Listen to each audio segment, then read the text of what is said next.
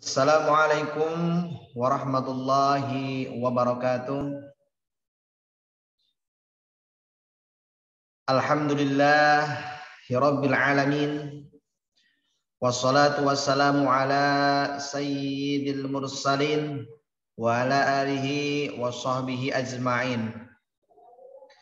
Wa qala Allah ta'ala fil Qur'anil Karim, Innallaha wa malaikatahu yusalluna 'alan nabi ya ayyuhalladzina amanu sallu 'alaihi wa sallimu taslima. Allahumma salli ala Muhammad ya Rabbi salli alaihi wa sallim. Allahumma salli ala Muhammad ya Rabbi salli alaihi wasallim. Semuanya.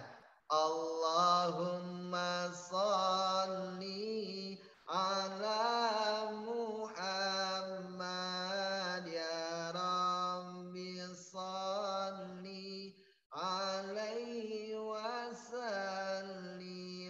Allahumma salli ala Muhammad ya Rabbi salli alaihi wasallim. Hamdan wa syukran lillah, amma ba'd. Hadirin pemirsa yang dimuliakan oleh Allah Subhanahu wa ta'ala, mudah-mudahan kita semuanya selalu ada dalam lindungan Allah Subhanahu wa ta'ala. Pada kesempatan yang berbahagia ini, izinkanlah saya menyampaikan satu ayat yang mana Allah Subhanahu wa ta'ala berfirman di dalam Al-Qur'an, A'udzu billahi minasy syaithanir rajim. Bismillahirrahmanirrahim. Innallaha la yughayyiru ma biqaumin hatta yughayyiru ma bi anfusihim. Al-ayah ila akhirih, ma'nana wallahu bihaqiqatil murad. Hadirin pemirsa yang dimuliakan oleh Allah Subhanahu wa ta'ala, manusia menginginkan kebahagiaan tidak hanya di dunia ini tetapi di akhirat kelak nanti. Dan ini sering kita panjatkan di dalam doa sehari-hari kita. Rabbana atina fid dunya. Ya Allah, berikanlah kami kebaikan hidup di dunia. Wa fil akhirati hasanah. Dan berikanlah kami kebaikan hidup di akhirat. Wa qina adzabannar. Dan jauhkanlah kami semua dari azab siksa api neraka. Hadirin rahimakumullah, kebaikan di dunia tidak akan terwujud tanpa sebuah proses. Tidak akan kita menggapai apa yang kita inginkan kalau kita tidak berikhtiar. Maka ada dua hal. Para ulama jelaskan, ada yang disebut dengan ikhtiar zahir, ada yang disebut dengan ikhtiar batin. Ikhtiar dohir ini itu penting bagi kita semuanya karena hidup ini sebuah proses. Yang tadinya kita tidak berjalan, diajarkan sama orang tua kita jadi bisa berjalan. Yang tadinya kita tidak bisa mengendarai mobil, jadi bisa mengendarai mobil. Yang tadinya kita belum bisa makan sendiri, jadi bisa makan sendiri. Begitu juga dengan usaha, begitu juga dengan pekerjaan yang kita tekuni.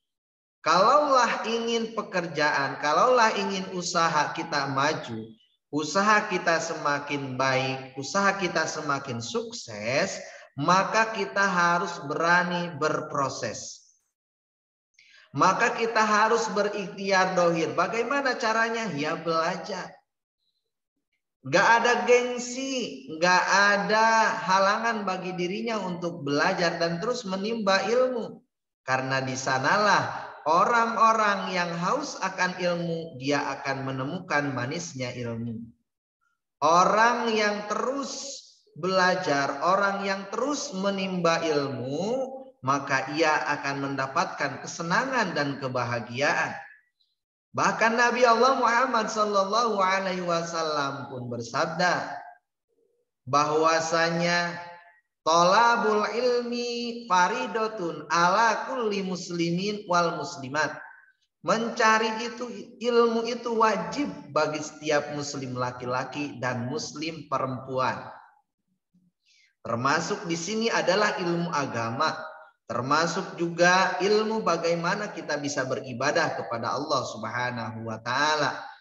Baik dalam melaksanakan ibadah kepada Allah, baik ibadah mahdoh ataupun ibadah ghair mahdoh.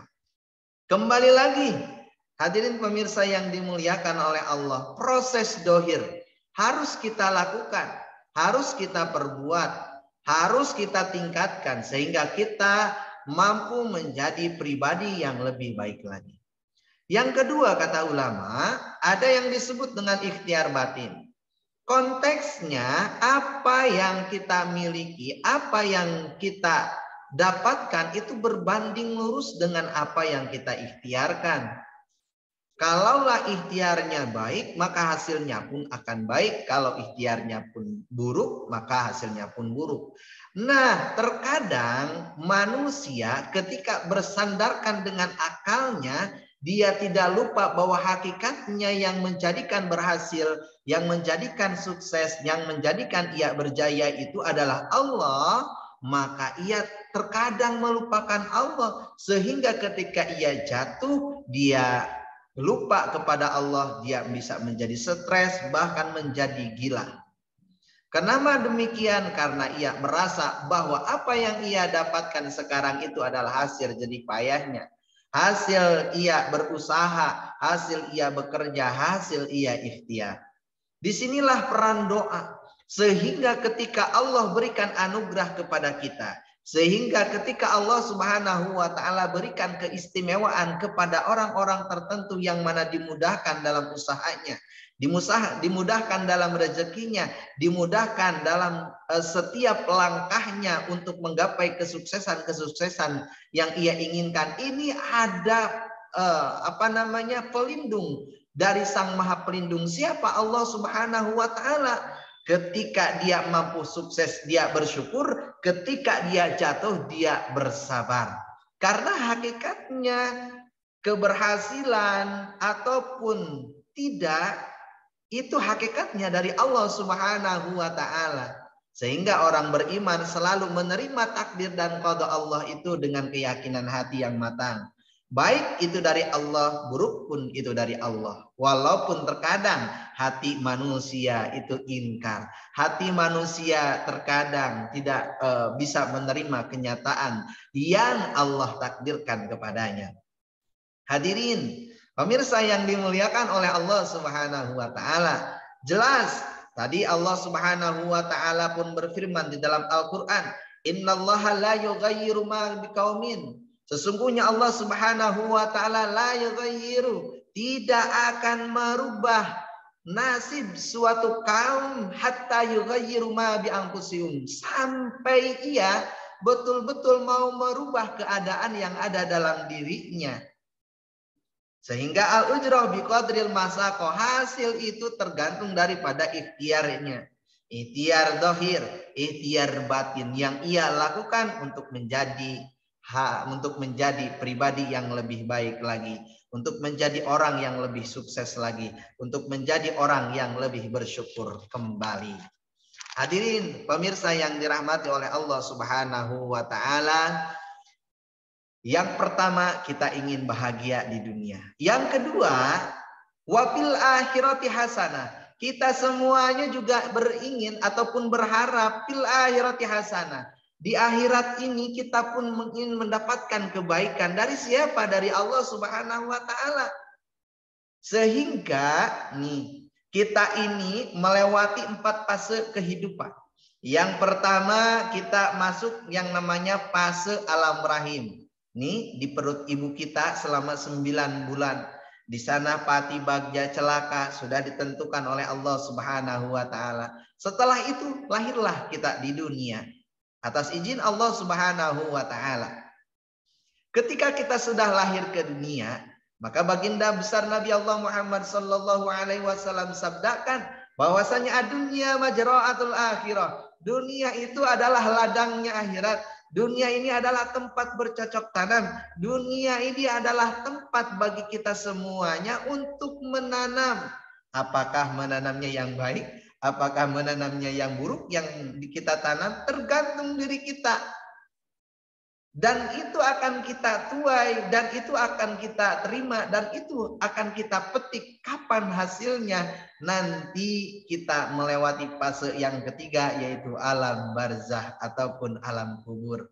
Belum selesai di dunia ini kehidupan kita, sehingga tidak ada yang patut kita sombongkan di dunia ini. Yang kaya harus pandai bersyukur, yang miskin pun sama harus pandai bersyukur. Kaya miskin ukurannya bukan dilihat daripada banyaknya harta, tapi sejauh mana ia mampu bersyukur terhadap apa yang Allah anugerahkan kepadanya. Dan ia selalu bisa mendekatkan dirinya kepada Allah Subhanahu wa taala.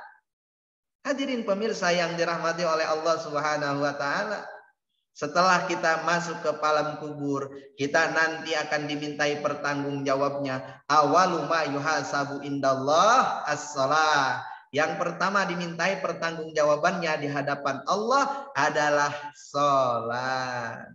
Jadi kesehatan yang Allah anugerahkan kepada kita harus betul-betul dipergunakan sebaik mungkin. Perbuatan ataupun peningkatan kualitas ibadah kita harus kita tingkatkan sebaik mungkin, karena nanti di alam kubur yang pertama dihisab oleh Allah Subhanahu wa taala itu adalah salat. Setelah itu nanti kita akan masuk ke alam akhirat, di mana faman ya'mal misqala dzarratin khairan yarah. Kebaikan sekecil apapun itu nanti ada perhitungannya di hadapan Allah Subhanahu wa taala. Wa may ya'mal misqala dzarratin syarran yarah. Dan begitu pula keburukan sekecil apapun yang kita lakukan di dunia ini, itu ada perhitungannya di hadapan Allah Subhanahu wa taala. Nanti itu garis finishnya nanti. Kita belum selesai. Jadi kesimpulannya, anugerah-anugerah yang Allah titipkan kepada kita, apa-apa yang telah Allah berikan kepada kita harus bernilai ibadah di sisi Allah Subhanahu wa taala. Dan kita semuanya menjadi pribadi yang lebih baik lagi, dan lebih baik lagi. Lebih banyak manfaatnya, lebih banyak berguna untuk umat dan masyarakat, dan lebih baik lagi pahala yang kita perbuat, yang kita lakukan bukan untuk siapa-siapa, tapi untuk diri kita bertemu dengan zatnya Allah Subhanahu wa taala. Dan di akhir doa kita, waqina adzabannar. Kita berharap, bermohon kepada Allah Subhanahu wa taala agar dijauhkan dari azab siksa api neraka.